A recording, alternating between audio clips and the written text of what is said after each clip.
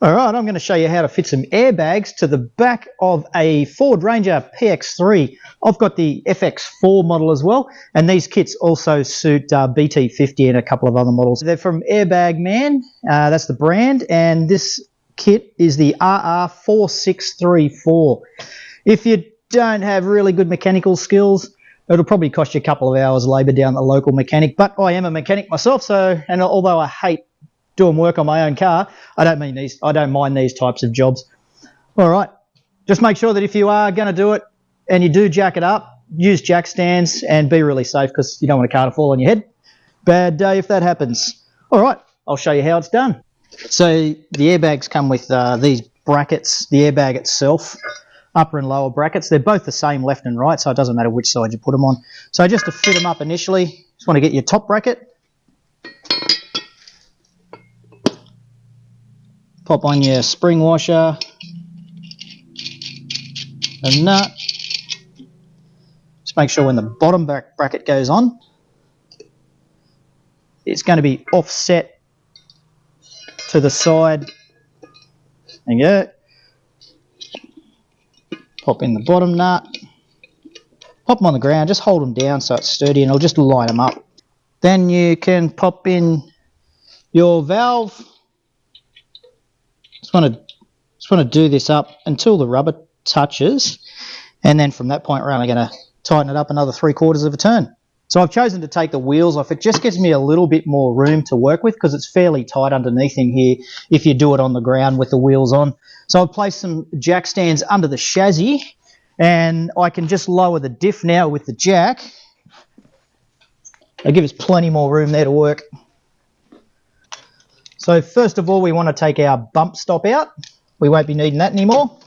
You can do it with a spanner, which is a hard way, or you can do it with a rattle gun.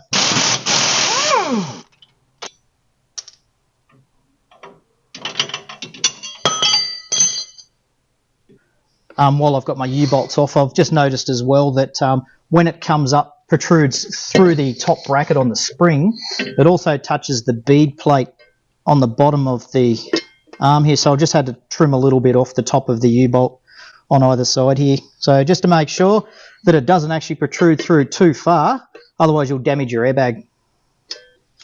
So now we can refit our U-bolts without our bump stop.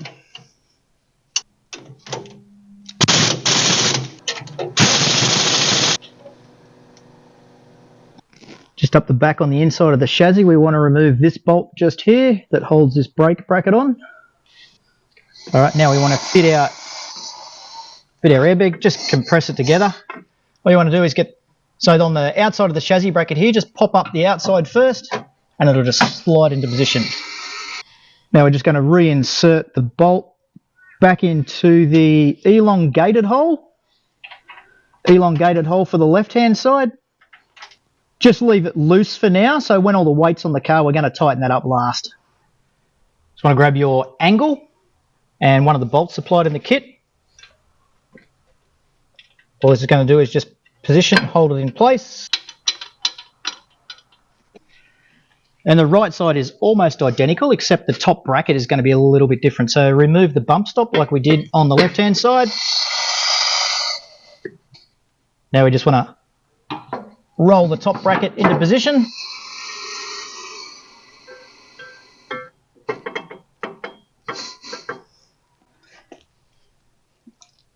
And the difference with the top bracket comes with this little nut tag. We just want to bend probably about a 20-25 degree bend. That's going to sit in that hole there. Remember, I'm on the right hand side of the vehicle, where they're going to put the washer on the inside of the bracket between the rail and the bracket, and then we're just going to insert the bolt, and once we've got pressure in the airbags, we'll then tighten that top bracket as well. Place our angle in and tighten that up to hold the bottom in position. Now I've run the airline, just ensuring that I don't go too close to the exhaust or make sure it doesn't rub on any sharp objects. And for mounting the valves, I've just made up a bracket. Kept it on the same side as I plug in my air compressor to the red Anderson plug, because that's always live. Just ensure that when you cut your air lines that you make it a nice clean cut. Use a really sharp knife or a proper cutting tool. So this particular kit says that it must have a ride height, loaded or unloaded, at 5.5 to 6.5 inches, which is 14 to 16.5 centimetres. So I've got a little bit to go there. I'm going to add some air pressure. Both sides are now at 16 centimetres. So at a height of about 16 centimetres, what have I got there? About 16 psi. So that'll be my unloaded psi or pressure that I'm going to keep in the airbags. And I'll just chuck the caravan on the back now. So with the weight of the van on the back of the car, I'll check our ride height now. There we go. So that works out with that correct ride height between 5.5 and 6.5 inches. That I'm going to run 35 psi. These airbags have a max of 40, so I come under. Good to go.